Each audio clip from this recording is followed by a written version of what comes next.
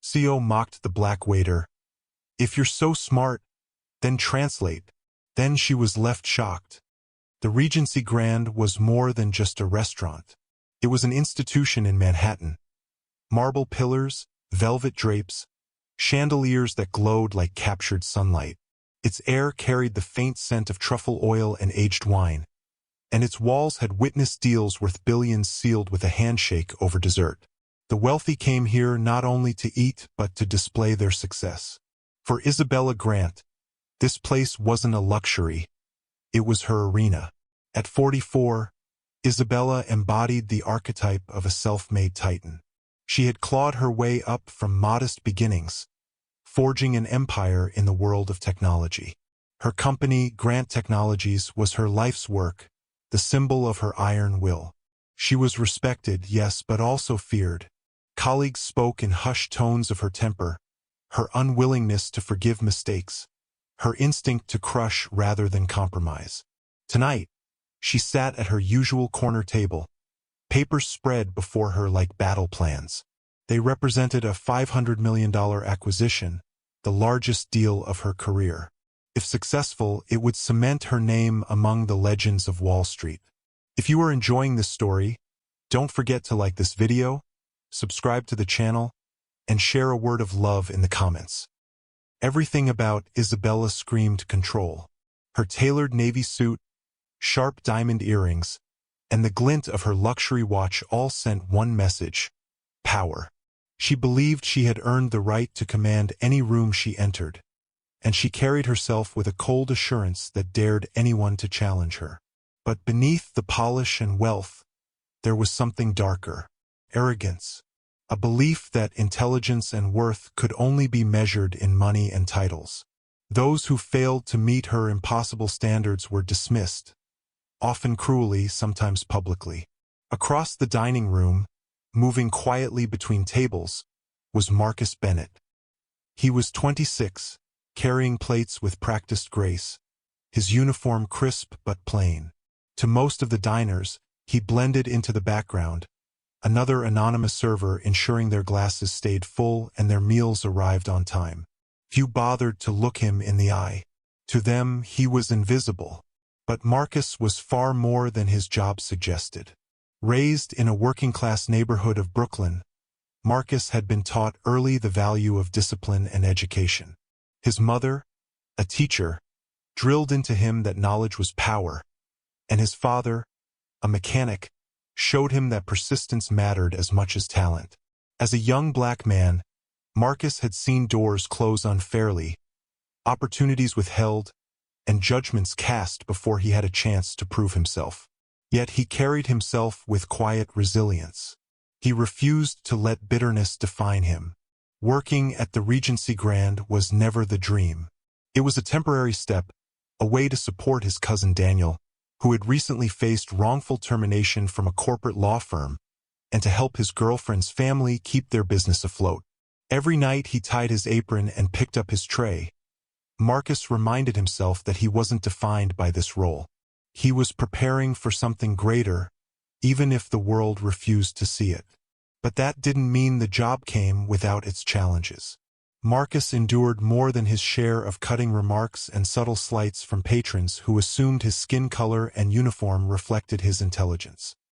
He heard the quiet insults, the backhanded jokes, the impatience when he dared take a moment too long. Some ignored him entirely, speaking about him as if he wasn't even standing there. Each time he kept his composure, not out of submission, but because he understood that storms could only be weathered by those steady enough to stand in them. This night felt like any other. Marcus moved between tables, pouring wine, clearing plates, and folding napkins into neat triangles. He had no reason to believe the evening would be different. Yet fate was already arranging the pieces on the board. At Isabella's table, the thick merger contract sat like a loaded weapon. Dozens of clauses written in dense legal jargon, a puzzle of words meant to secure $500 million. Isabella's lawyers had combed through it for months. She trusted them. She trusted herself. And she believed absolutely that no one, not a rival, not a critic, and certainly not a waiter, could spot a flaw she had overlooked. The contrast between them was striking. Isabella, at the peak of her career, was drunk on wealth and confidence. Marcus, at the start of his journey, underestimated, working quietly in a role that hid his true potential. To her, he was nothing more than a background figure. To him, she was the embodiment of the world's arrogance, the kind that dismissed people like him before hearing a single word. But soon, their paths would collide in a way neither could have imagined. It wouldn't be the carefully staged press conference that defined Isabella's legacy, or the polished annual report sent to shareholders. It would be this night in this restaurant under the gaze of strangers. For Isabella, the Regency Grand was supposed to be the stage for her triumph. For Marcus, it was just another night at work. And yet, somewhere in those dense pages of legal jargon, Marcus would see something no one else had caught. And when he did, everything would change. The dining room of the Regency Grand pulsed with quiet elegance, but beneath the soft music and clinking glasses, a storm was brewing. Isabella Grant, absorbed in the $500 million contract before her, barely noticed Marcus as he set down a fresh glass of water. But Marcus noticed something small, almost hidden. A line buried in the dense legal jargon caught his eye, and his stomach tightened. Years of studying law before stepping away had trained his mind to see what others missed. And what he saw now was dangerous. It was the termination clause. Written vaguely, it gave the selling company the right to cancel the deal if market conditions shifted significantly. On the surface, it looked ordinary. But to Marcus, it was a trap. The phrase significant change wasn't defined. It was a loophole big enough to swallow Isabella's entire empire. They could back out at any moment, pocket millions, and leave her exposed. Marcus hesitated. He wasn't supposed to say anything. His job was to serve food, not point out flaws in a contract that had already been reviewed by the most expensive attorneys money could buy. But something in him couldn't stay silent. He leaned slightly toward Isabella, lowering his voice, and made a simple observation about the clause. The reaction was instant and explosive.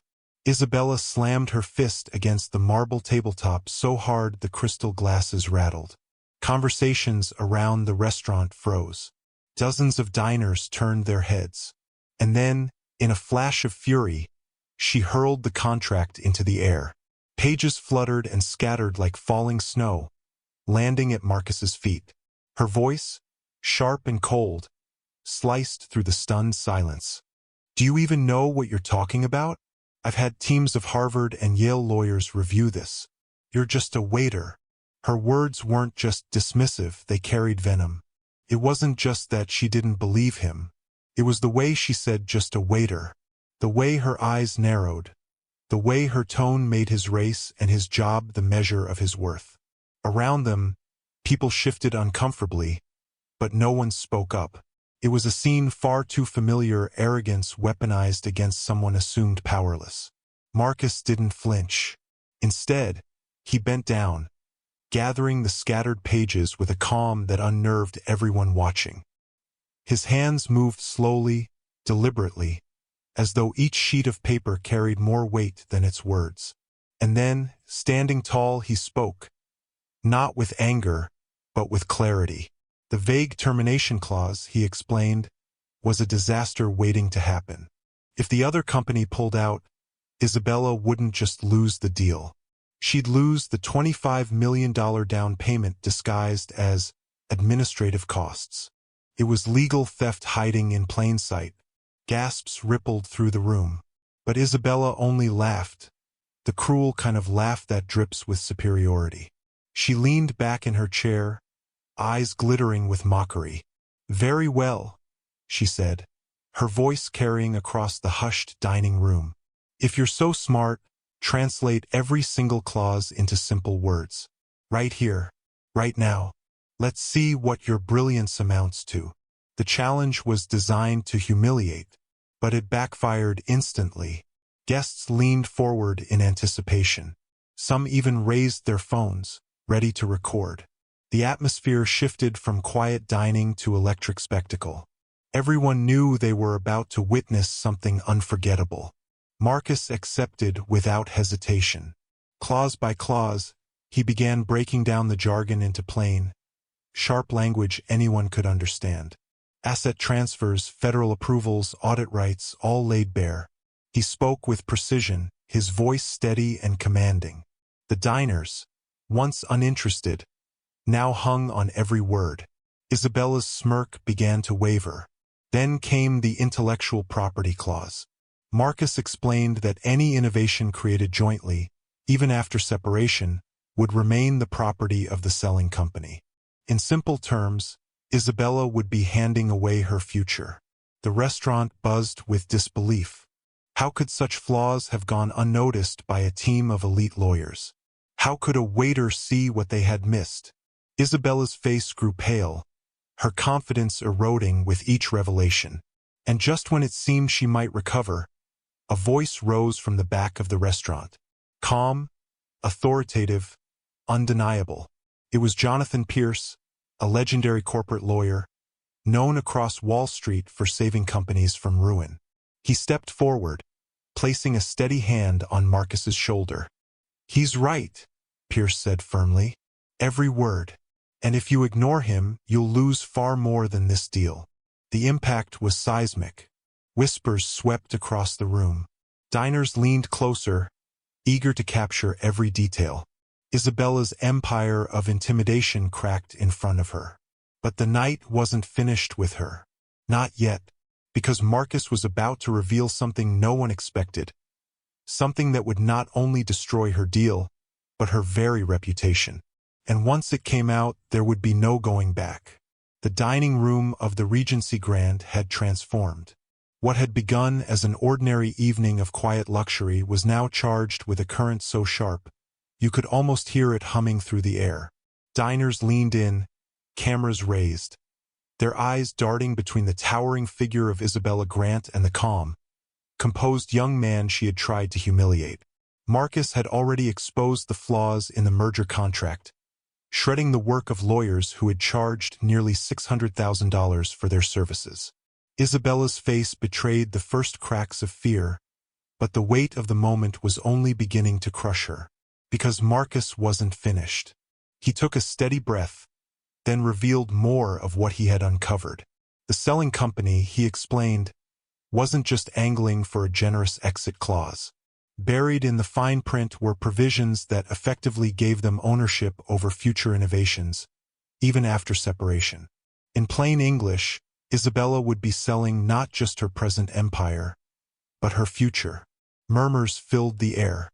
Diners looked at one another in disbelief, as if trying to comprehend how such devastating oversights had gone unnoticed. Isabella gripped the edge of the table, her knuckles white, her once confident smirk replaced by beads of sweat along her forehead. Then came the blow no one expected. Marcus revealed that this wasn't the first time Isabella's arrogance had come at a cost to others. He had gathered evidence, emails she had written about his cousin, Daniel Brooks, a junior lawyer at her firm who had been abruptly fired. In those emails were coded, racially loaded remarks about cultural fit and background not aligning with company image. Thinly veiled words, but unmistakable in their prejudice. The room froze. A CEO mocking a waiter was one thing. Proof of systemic discrimination was another. The whispers grew louder, phones tilted upward, recording every second. Isabella tried to interject, her voice shaking. "This is absurd. He's lying. None of this." But Marcus cut through her denial with undeniable evidence. He held up the printed emails, his words steady, his gaze locked on hers. The truth was out, not just spoken but documented. And then Jonathan Pierce, the legendary corporate lawyer who had stepped forward earlier, confirmed it. He vouched for Marcus, not as a random waiter, but as a former Harvard law intern, one of the brightest he had ever seen. The revelation rippled like an earthquake through the restaurant. The waiter Isabella had mocked was no ordinary server. He was a legal prodigy, temporarily working in the restaurant for his girlfriend's family. The humiliation was complete. Isabella, the woman who had built her empire on dominance, was now reduced to silence before her peers. Her power stripped away not by a rival CEO, but by a man she had dismissed as invisible. But Marcus didn't stop there. With a calmness that only amplified the devastation, he revealed that for the past 6 months, he had been studying Grant Technologies, the very company Isabella was trying to protect. Hired by Harrison Global Enterprises, the firm attempting the acquisition, his task had been to uncover vulnerabilities in her empire. He had found 18 of them, each buried in the merger agreement, each designed to siphon control and wealth away from Isabella. Yet, in a twist no one anticipated, Marcus wasn't there to hand her destruction to Harrison Global. He was there to confront her, to expose her prejudice, to show the world what arrogance could blind even the most powerful to. The silence in the room was absolute. No one moved. Every eye was fixed on the spectacle unraveling before them. Isabella's empire, built on ruthless ambition, was collapsing in real time, and the man dismantling it was the very person she had deemed unworthy of respect. Security guards lingered at the edges of the dining room, unsure whether to intervene. The weight of Jonathan Pierce's presence kept them frozen. Marcus, standing tall and steady, had turned the restaurant into a courtroom, the diners into a jury, and Isabella into a defendant. The final blow came not in his words, but in his actions. With a single click, Marcus sent his entire analysis, those 18 devastating flaws, the incriminating emails, the evidence of discrimination, directly to the board of Grant Technologies, with copies to the SEC and investigative journalists. The sound of the notification pinging through Isabella's phone was like a gunshot. She stared at the screen, her lips trembling, realizing the walls of her empire had caved in. The room erupted, not with applause, but with the sharp, collective realization that they had just witnessed the undoing of a titan. Diners whispered, some in awe, others in shock, while Isabella sat frozen, her reputation unraveling in real time. Marcus stood firm, his voice calm, but his words carried the weight of years of injustice, arrogance, and prejudice crashing down at once. Respect, he said softly, isn't measured by wealth or titles. It's measured by how you treat those you think can do nothing for you. The words cut deeper than any clause or contract ever could. And as Isabella sat trembling, her downfall complete, the question hung in the air, unspoken but undeniable. What happens when the very people we dismiss as invisible turn out to be the ones holding the power to change everything? The fallout from that night at the Regency Grand was immediate and devastating. Within hours, Isabella's name trended across every social platform, not for her $500 million deal, but for the video now circulating worldwide. A powerful CEO reduced to silence by the very man she had mocked. Headlines blazed, Waiter exposes millionaire CEO in Manhattan showdown, and racial arrogance meets its reckoning. 3 weeks later, the consequences were irreversible. Grant Technologies' board of directors, embarrassed and enraged, voted Isabella out as CEO. Independent auditors confirmed Marcus's findings, and the $500 million merger collapsed before it could ruin the company. Lawsuits piled up, draining her fortune, and the once untouchable businesswoman was forced to surrender 85% of her shares to settle claims. For Isabella, the humiliation was more than financial. She was blacklisted in corporate circles, her name whispered only in cautionary tales of arrogance. Recruiters turned away her calls. Diversity officers shadowed her every move in the few positions she managed to obtain, making sure her prejudice never surfaced again. She had built her empire on control, but now she couldn't even control the narrative of her own downfall. Meanwhile, Marcus's life transformed. Overnight, he went from being dismissed as just a waiter to becoming a national symbol of resilience and brilliance. His calm dismantling of the contract and his exposure of Isabella's prejudice resonated far beyond the walls of the Regency Grand. He received more than 50 job offers from top law firms, some dangling salaries that most people only dream of. Harrison Global, the corporation that had originally hired him, offered him a prestigious role. But Marcus chose a different path. Backed by investors who believed in his vision, he launched his own law firm, one dedicated to protecting small businesses and vulnerable entrepreneurs from predatory contracts like the one he had exposed. Within weeks, he had a waiting list of hundreds of clients, each eager to put their trust in someone who not only understood the law but also understood injustice. His cousin Daniel, once humiliated by wrongful termination, received an $850,000 settlement and became Marcus's first hire. Together, they began building something stronger than any merger, an institution rooted in justice. The impact spread further. The Regency Grand itself, the stage for this extraordinary confrontation, reaped unexpected rewards. Marcus reviewed its contracts with suppliers and uncovered abusive terms that had bled the restaurant for years. His expertise saved them more than $250,000, money that went back into staff wages and community programs. What had begun as a humiliating night for Isabella became a renaissance for the very place she had tried to dominate. And yet, the most profound impact wasn't measured in money, contracts, or headlines. It was measured in the conversations that rippled outward. People began to ask, how many times had brilliance been overlooked because of the color of someone's skin? How many Marcus Bennetts had been dismissed, silenced, or underestimated simply because of prejudice masquerading as professionalism? The story forced people to confront uncomfortable truths. That racism is not always loud. It can be quiet, disguised in a cruel laugh, a mocking tone, or an assumption that someone's uniform defines their intelligence. That arrogance blinds, and injustice thrives in silence. 6 months after the incident, Marcus returned to the Regency Grand. This time, he didn't wear a waiter's apron. He wore a tailored navy suit, the kind that fit not just his body but his new role as a respected lawyer. At the very same table where Isabella had once mocked him, he hosted clients who had flown in from across the country to seek his counsel. Jonathan Pierce, the legendary lawyer who had recognized his brilliance that night, raised a glass in his honor. Marcus smiled, not with arrogance, but with quiet satisfaction. If she had shown me just a little respect, he reflected, I would have helped her quietly. Her empire would still be worth $500 million today. Pierce chuckled knowingly.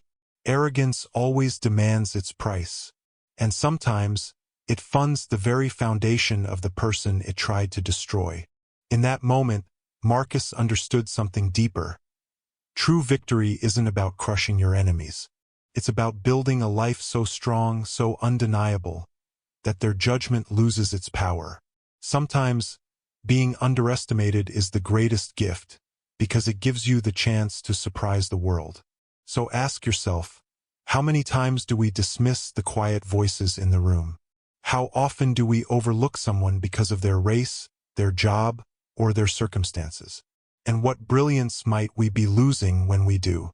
Because in the end, power doesn't come from money, titles, or arrogance. It comes from respect.